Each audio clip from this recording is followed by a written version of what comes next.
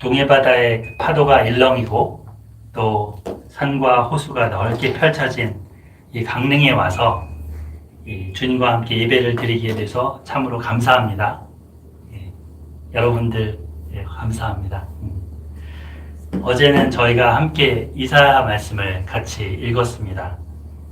그리고 1장부터 12장까지 이렇게 쭉 보면서 하나님의 그 이스라엘 백성의 죄악을 향한 안타까운 마음, 이러지도 못하고 저러지도 못하는 그 안타까운 마음이 어떤지 살펴보았습니다.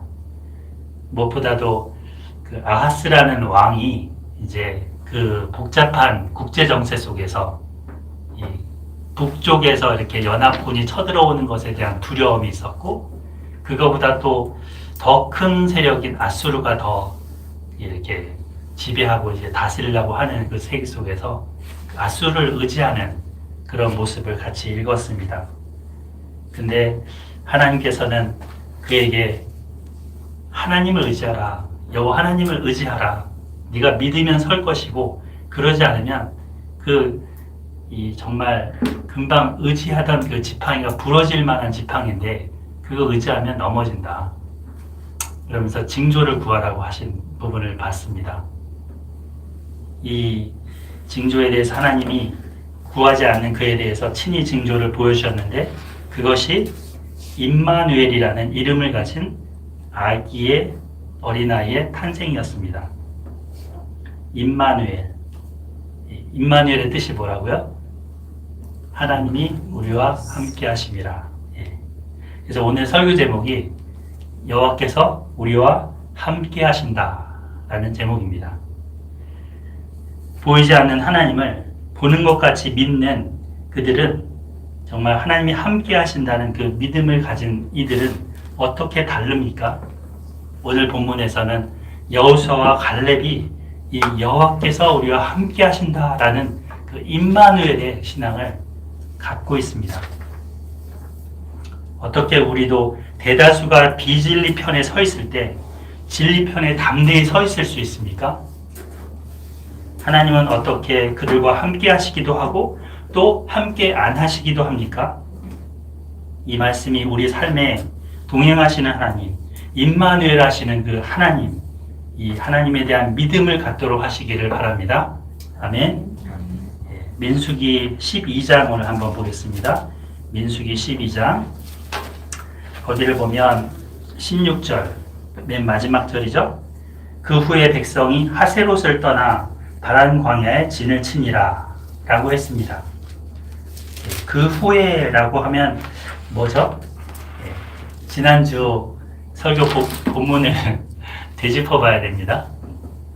지난주에 그 미리암과 아론이 모세를 비방하다가 미리암이 문둥병이 걸렸던 사건이 있었습니다. 그리고 하나님이 징계하셔서 혼쭐이 났던 그들이 이제 바란 광야에까지 지금 다시금 이동을 하면서 온 겁니다. 여기에 진을 쳤습니다. 광야는 굉장히 크고 넓은 장소죠. 이 장소를 정말 거쳐오고 있습니다. 신의 광야를 지나서 지금 바란 광야에 도달했습니다. 도착한 이곳에 이제 이름을 후에는 가데스 바네아라고 부르는 장소입니다. 따라해 볼까요? 가데스 바네아. 가데스 바네아. 네. 그 가데스는 그 카도시 들어보셨죠? 카도시 거룩. 거기서 나온 말입니다. 그러니까 카데스 이렇게 되는데 거룩한이라는 뜻을 갖고 있고요. 바네아는 뜻이 약간 불명하지가 않다고 합니다.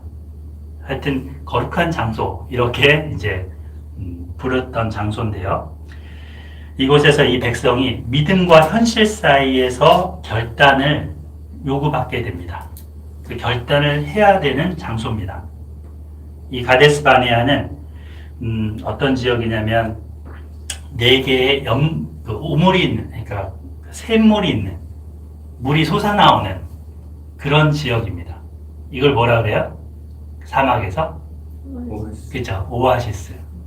그러니까 한 개도 아니고 4개나 솟아나니까 얼마나 좋아요. 목마른 이 백성들한테. 예. 그런 것이 채워졌던. 그래서 한동안 여기 거주할 수가 있었습니다. 이 가데스바네아에서 하나님께서 이제 모세에게 말씀하십니다. 우리 13장 1, 2절 볼게요. 여호와께서 모세에게 말씀하여 이르시되 사람을 보내어 내가 이스라엘 자손에게 주는 가나안 땅을 정탐하게 하되 그들의 조상의 가문 각 지파 중에서 지휘관 된 자 한 사람씩 보내라. 이것에 대해서 이제 모세가 3절에 보면 명령을 따랐습니다. 그래서 바란 광야에서 그 사람들을 보냈다고 나오죠. 이 사람들은 다 이스라엘 자손의 수령된 사람들, 곧 우두머리라는 겁니다. 예. 이들을 뽑아서 12명을 보내게 됩니다. 4절부터 15절까지 보면 이 12지파에서 수령으로 뽑아 정탐하도록 보낸 사람들의 이름이 나옵니다. 그죠? 이들의 이름을 보면 르우벤 지파 삼무아, 시므온 지파 사밧, 또 6절에 보면 유다 지파에서 갈렙. 우리 잘 익숙한 이름이죠? 갈렙. 갈렙의 뜻이 뭔지 아세요? 그 개입니다. 개. 케레브라는 식으로 발음을 하는데 개가 충성되잖아요. 그죠? 주인에게 충성되잖아요. 그런 갈렙의 마음을 또 이름에서 잘 대변해 줍니다. 그리고 6절에 넘어가서 이사갈 지파의 이갈이라는 사람, 에브라임 지파의 호세아라는 사람이 나옵니다. 이 호세아, 이 사람은 이 16절 한번 보실까요? 16절. 거기 보면 이는 모세가 땅을 정탐하러 보낸 자들의 이름이라 모세가 눈의 아들 호세아를 여호수아라 불렀더라. 여기서 이름을 여호수아라고 이렇게 부르게 되는 거죠. 여호수아. 호세아랑 여호수아랑 조금 구원이긴 한데 구원이라는 이름인데 좀 이제 이 의미를 좀 더 강조한 의미가 있습니다. 그러니까 여호수아는 구원자라는 뜻인 거죠. 자, 9절 볼까요? 9절. 베냐민 지파에서는 누가 나옵니까? 발디. 스불론 지파의 갓디엘, 무다스테 지파의 그 다음에 갓디가 있고요. 단 지파의 암미엘, 아셀 지파의 스둘, 납달리 지파의 나비, 갓 지파의 그우엘. 우리는 처음 듣는 생소한 이름들이 많이 등장을 합니다. 이들이 지금 이제 우리는 두 사람만 기억하잖아요. 왜예요? 여호수아, 갈렙. 이 10사람 불신앙의 사람들로 이게 지금 낙인이 찍혀지기 때문에 이제 그런 것도 있죠. 자, 이들이 앞에서 1장과 7장과 그리고 10장에 나왔던 두령들 이름하고 다릅니다. 그죠? 그때 우두머리는 아무래도 연륜이 있는 사람들이었을 것이고 여기서 뽑힌 사람들은 정탐을 해야 되기 때문에 아주 힘도 세거나 체격도 있거나 또 지략도 있거나 또 눈매도 딱 날카롭거나 해서 잘 살펴볼 수 있는 그런 지도자들이지 않을까 싶습니다. 본문에 따르면 이 정탐꾼들을 보내라고 지시하신 것이 하나님이라고 나옵니다. 그렇게 나왔죠? 13장에 1절 2절에. 그런데 모세가 이때를 회상하면서 설교한 내용이 신명기입니다. 그리고 그 신명기에 요때의 정황을 자세하게 설명을 해줍니다. 자, 우리 신명기를 한번 넘어가 보겠습니다. 신명기 1장 19절로 22절입니다. 신명기 1장 19절로 22절 펼쳐보겠습니다.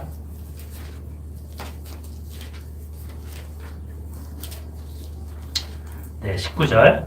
우리 하나님 여호와께서 우리에게 명령하신 대로 우리가 호렙산을 떠나 너희가 보았던 그 크고 두려운 광야를 지나 아모리 족속의 산지길로 가데스바네아에 이른 때에, 지금 이때죠. 내가 너희에게 이르기를 우리 하나님 여호와께서 우리에게 주신 아모리 족속의 산지에 너희가 이르렀으니 너희의 하나님 여호와께서 이 땅을 너희 앞에 두셨은즉 너희 조상의 하나님 여호와께서 너희에게 이르신 대로 올라가서 차지하라. 두려워하지 마라.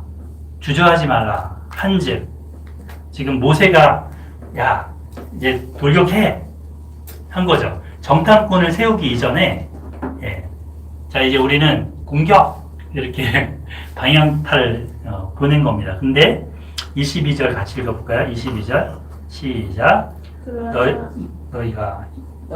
너희가 다 내 앞에서 말하기를 우리가 사람을 우리보다 먼저 보내어 우리를 위하여 그 땅을 정탐하고 어느 길로 올라가야 할 것과 어느 성읍으로 들어가야 할 것을 우리에게 알리게 하자 하기로. 자, 지금 너희라는 것은 이때 이스라엘 백성입니다. 이들이 모세한테 이렇게 얘기를 했다는 거죠. 예. 이 모세님, 지금 그 땅을 먼저 보고 가죠. 그 땅이 어떤지 우리 살펴보고 올라갑시다. 이렇게 얘기를 한 겁니다. 건의를 한 겁니다. 예. 그것에 대해서 모세도 이제 동의를 했습니다. 그리고 12명을 모세가 택했습니다. 이 하나님께서 이들을 여기까지 지금 인도해 오셨는데 이 신명기 1장 33절까지 한번 볼까요? 33절을 살펴보겠습니다. 거기 보면 하나님은 어떤 하나님이냐면 너희보다 먼저 그 길을 가신 분이고 그 구름 기둥으로 먼저 앞서서 가셨던 분이고 장막 칠 곳을 찾으시면서 밤에는 불, 낮에는 구름으로 너희가 갈 길을 지시하신 자이시니라. 하나님이 이렇게 이끌어 오셨던 분이시잖아요. 이 하나님을 믿고 두려워하지 말고 주저하지 말고 올라갔어야 합니다.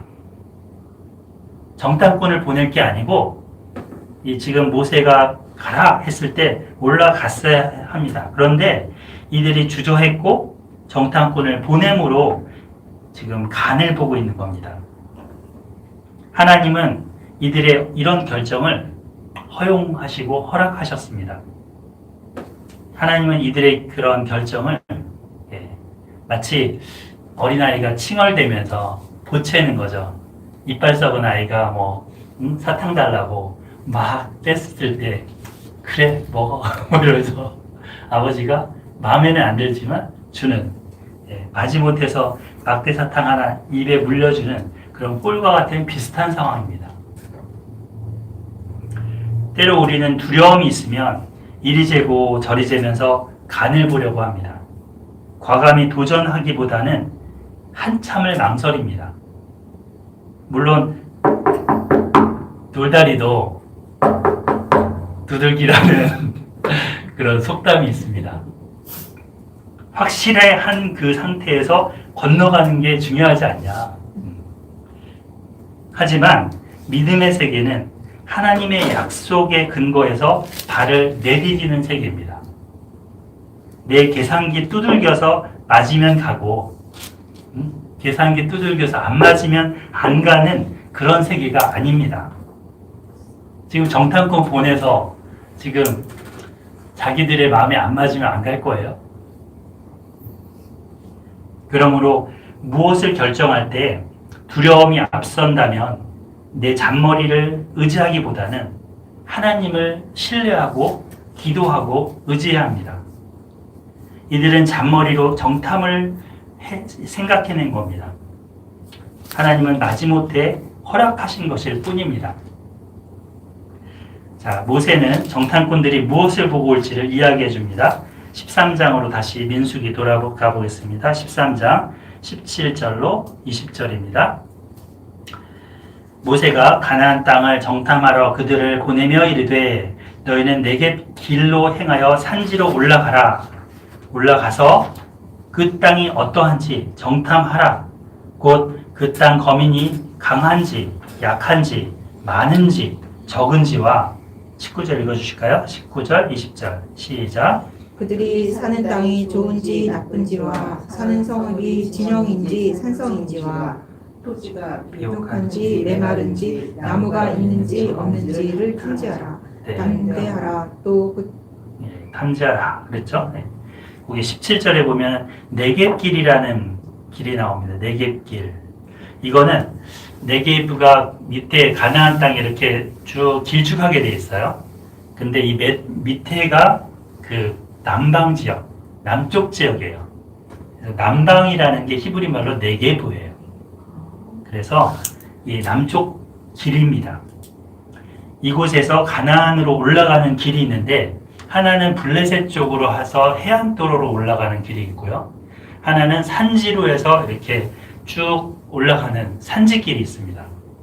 근데 이 산지길은 비록 험하지만 산지길은 정말 좋은 길입니다. 잘 닦여 있는 길입니다.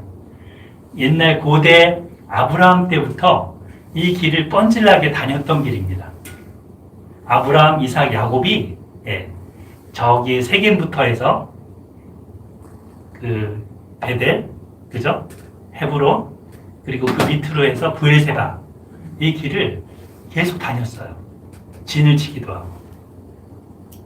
그러니까 역사적인 길이기도 한 거죠. 역사길. 들어는 보셨나? 역사길. 네. 우리는 대체로 평지에 집을 짓지만 주로 가나안의 주요 성읍들은 산지에다가 집을 지었습니다. 그러니까 집들이, 성읍들이 산 꼭대기에 이렇게 있는 거죠. 네. 성읍 도시들이. 왜냐하면 그 평지는 더워요. 푹푹 쪄요. 그런데 산지는 바람도 불고 시원해요. 어제 수연행정님 더워서 고생하셨는데 산지에 사셔야 되는 체질인가 봅니다. 바람이 셔. 아주 그 추운 정말 영하까지 내려가는 바다에 붕덩 빠져갖고 놀랐습니다. 네.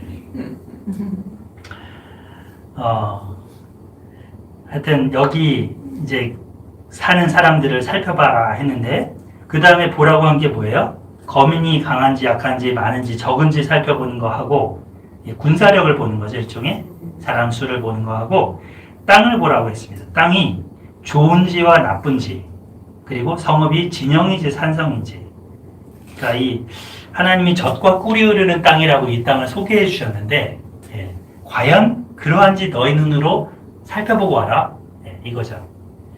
또 싸우게 될 성읍이 그런 광야 이스라엘 백성들 텐트를 이렇게 치면서 왔는데 그런 건지 아니면 돌로 이렇게 둥그렇게 쌓아놓는 그런 곳인지 봐야 합니다. 또 뿐만 아니라 땅과 나무도 살펴봐야 됩니다. 토지가 비옥한지 메마른지 나무가 있는지 없는지. 강릉에 오니까 정말 소나무가 있다는 게 이렇게 가로수로 막 있죠. 이 도시는 정말 가로수 나무들이 울창한 도시입니다. 우리가 성읍을 이렇게 보고 갑니다. 여기 성읍을 이 도시가 어떤지 사람은 얼마나 많이 사는지 과연 여기도 우리 에스라 서만교회가 정복할 수 있는 땅인지 네, 아멘. 아멘. 자, 그래서 오늘날 같으면은 카메라로도 좀 있어갖고 카메라로 착착착 찍고 또 이제 사진도 찍다든지 녹음도 하든지 하면서 도청도 좀 해오고 얘네들이 뭔 말을 하는지 했을 텐데 당시에는 그런 게 없으니까 눈으로 확인하고 그림으로 그리거나 메모를 하면서 왔을 겁니다. 무엇을 보아야 할지를 꼼꼼하게 지금 모세가 지시하고 있는 걸 알 수 있습니다. 리더는 일을 시킬 때 정확하게 무엇을 할지를 알려주어야 혼선이 없습니다. 알아서 그냥 해와, 알아서 해봐, 좋을 대로 해봐 하면 엉뚱한 것을 해올 수 있습니다. 특히 여러 사람이 움직일 때는 이러한 지시사항의 명확성이 정말 필요합니다. 모세는 12명에게 각자 따로 이것저것을 분배해서 시키지는 않은 것 같습니다. 또 얼마 동안 보고 오라고 한 것도 없습니다. 무엇을 보아야 할지를 지시하고 있습니다. 이러한 모습을 저희들이 배워야 되겠죠? 민수기 13장 20절 후반부 담대하라 또 그 땅의 실과를 가져오라 하니 그때는 포도가 처음 익을 즈음이었더라. 대체로 그 포도는 언제쯤 열릴까요? 포도는 보통 8월 초부터 한 10월 때까지 이렇게 열립니다. 근데 이스라엘 달력으로는 이게 한 7월 달 그래서 초막절이 7월 15일부터 22일까지 있잖아요. 그 포도를 따고 수확을 해서 거두는 그런 절기였던 겁니다. 자, 그러면 한번, 자, 여기 보세요. 예, 여기 보세요. 지금 예, 반쯤 어디 가신 분들이 있습니다. 네. 2월 20일 날 출발했죠. 그래서 여기 지금 한 7월 달 왔으니까 얼마 정도 온 거예요? 5개월. 예, 한 5개월 정도 지금 온 겁니다. 예. 근데 원래 이 길은 11일 길이라고 했거든요. 10하루 길. 왜 이렇게 늦게 왔을까요? 그동안 문제가 많았죠.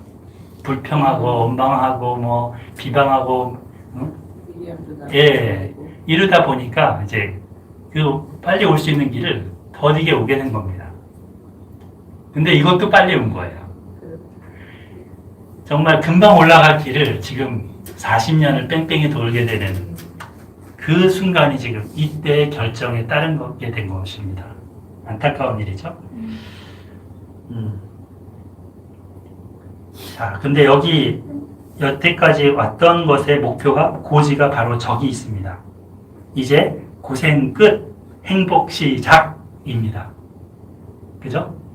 광야의 그 고생, 막 먼지바람, 뜨개약볕 이런 곳에 먹을 것도 없고 별로 마실 것도 별로 없는 그 시기를 이제는 끝내고 가나안 땅에 정착해서 농사짓고 경작물 거둬서 먹고 살 수 있는 그런 시대가 지금 바로 눈앞에 왔습니다.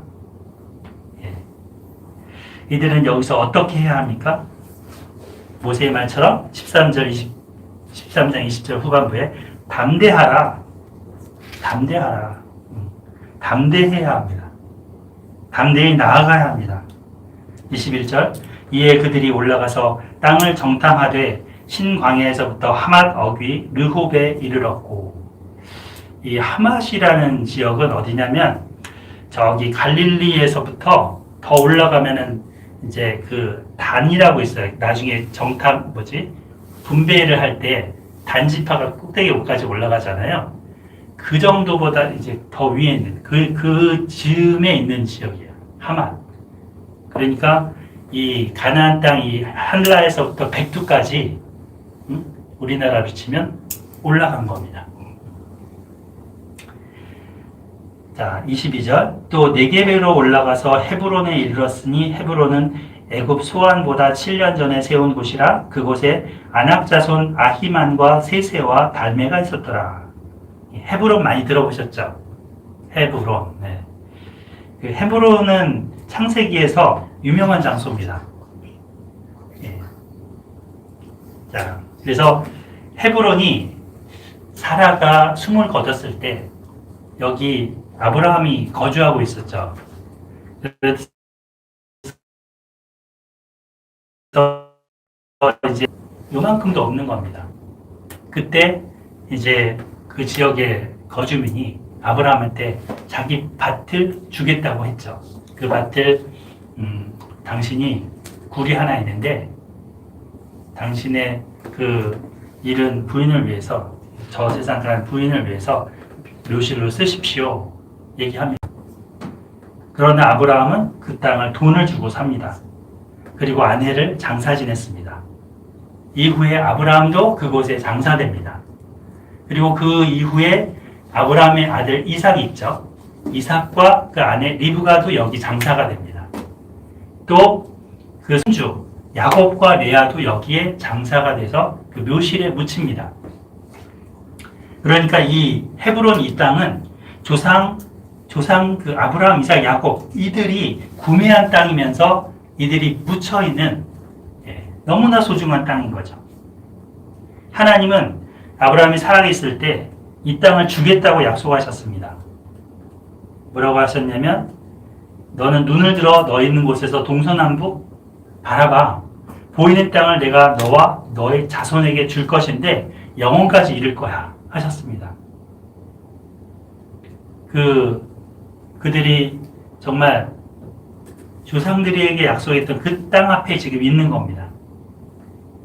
모세 이전에 약 500년 전에 하신 약속을 하나님은 지금 기억하고 계셨고 그 약속을 실천하시고자 이집트 땅에서 이들을 끌고 나오셔서 이 땅 앞에 지금 세워 놓으셨습니다. 근데 여기에는 누가 산다고요? 아히만, 세세, 달메 같은 그 당시 아마 거인 유명한 장수들이었을 겁니다. 이들이 거주하고 있었습니다. 자, 23절 보면 또 에스골 골짜기에 이르러 거기서 포도송이가 달린 가지를 베어 둘이 막대기에 꿰어 매고 또 석류와 무화과를 따니라. 얼마나 신났을까요? 포도 얼마나 맛있어요. 거기다가 석류, 그 시큼한 옛날에 그 나사렛에 가서 갔는데 그 장사하는 분이 이 석류를 파는데요. 빨갛잖아요. 그 석류를 닦아갖고 그 안에 담긴 빨간 것들을 쫙 짜서 집을 쫙 내갖고 쫙 주는 거예요. 와, 그 맛이 최고였습니다. 무화과도 맛있죠. 그래서 이들은 이 풍부한, 먹을 것이 풍부한 비옥한 땅이라는 것을 이제 자기들도 보았고 백성들한테 보여주고자 지금 하나의 그거를 가지고 오는 거죠. 하나님께서는 과연 적과 꿀이 흐르는 땅을 주시기로 한 것입니다. 자, 24절 이스라엘 자손이 거기서 포도를 베었으므로 그곳을 에스골 골짜기라 불렀더라. 이 에스골이라는 말은 송이, 포도 송이라는 뜻입니다. 그러니까 그 송이를 송이 골짜기 이런 뜻이죠. 이 에스골 골짜기에는 포도나무가 엄청 많았던 것을 보여줍니다. 자, 이들이 40일을 정탐하고 돌아옵니다. 임무를 다 마치고 돌아와서 모세와 아론과 이스라엘 온 회중에게 보고하고 있습니다. 가져왔던 그 과일도 보여줍니다. 27절부터 한번 읽어볼까요? 어떻게 얘기하는지 29절까지 시작. 모세에게 말하여 이르되 당신이 우리를 보낸 땅에 간즉 과연 그 땅에 젖과 꿀이 흐르는데 이것은 그 땅의 과일이니이다. 그러나 그 땅 거주민은 강하고 성읍은 견고하고 심이 클 뿐 아니라 거기서 아낙 자손을 보았으며 아말렉이는 남방 땅에 거주하고 헷인과 여부스인과 아모리인은 산지에 거주하고 가나안인은 해변과 요단가에 거주하더이다. 네, 인종들이 많죠. 족속들이 여기저기 흩어져서 살고 있다는 얘기를 합니다. 이들의 정탐 보고는 상당히 객관적입니다.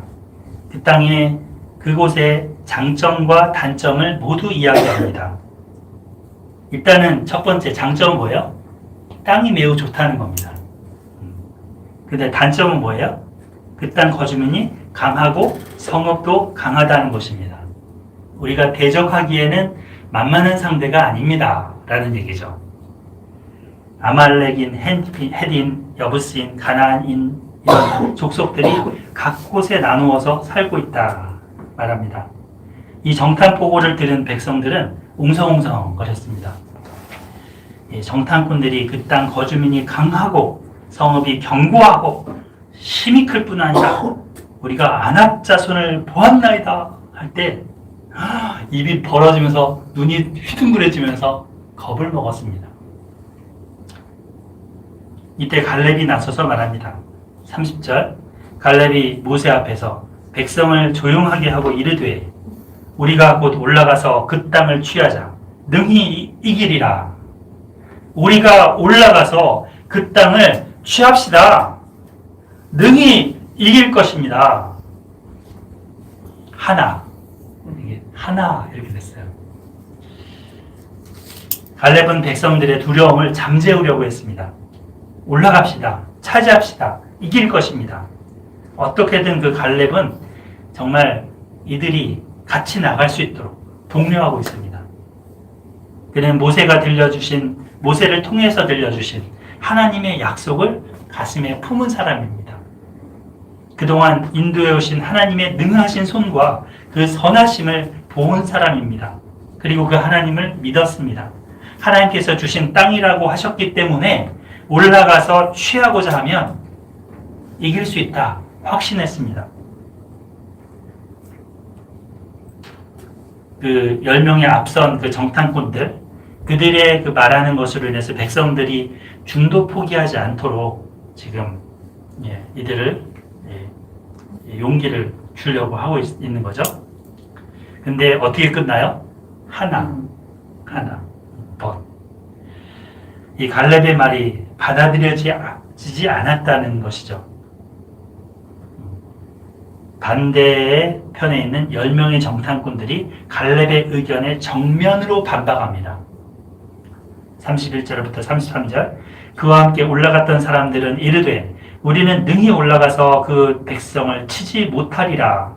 그들은 우리보다 강하니라 하고 이스라엘 자손 앞에서 그 정탐한 땅을 악평하여 이르되 우리가 두루 다니며 정탐한 땅은 그 거주민을 삼키는 땅이요.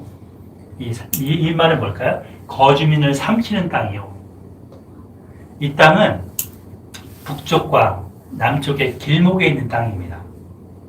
북에서 쳐들어오면 거주민이 못 살고 남쪽 이집트에서 쳐들어오면 거주민이 못 사는 땅이라고 악평하는 겁니다. 그러니까 저렇게 삼거리나 사거리에 있는 집, 뭐 이런 거 여기서도 치이고 저기서도 치이는 그런 땅입니다. 라는 거죠. 사실 맞죠. 이스라엘 역사 속에 맞죠. 그러나 하나님을 배제했을 때 그게 맞는 말이지 하나님이 보호하시고 함께하시면 맞는 말이 아닙니다. 거기서 본 그 모든 백성은 신장이 장대한 자들이며 거기서 네피림 후손인 아낙 자손의 거인들을 보았나니 우리는 스스로 보기에도 메뚜기 같으니 그들이 보기에도 그와 같았을 것이니라. 지금 똑같은 거를 보고 왔는데 갈렙하고 이 10명의 견해가 정반대입니다. 마치 야당, 여당처럼 서로 반대편에 앉아서 공방을 하고 있는 거죠.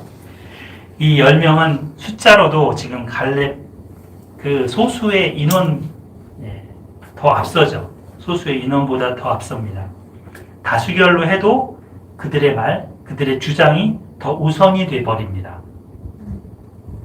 이들의 보고는 매우 객관적인 것처럼 보여집니다. 하지만 실제적이고 사실적인 것처럼 보여지지만 그들에게는 뭐가 없습니까? 하나님이 그들의 말에는 없습니다. 이들이 본대로 그들은 그 땅의 사람들은 덩치도 크고 그리고 힘도 센 사람들입니다. 그 거인들을 보면서 그 키와 덩치에 눌렸습니다. 여러분들 혹시 최홍만 아세요? 최홍만.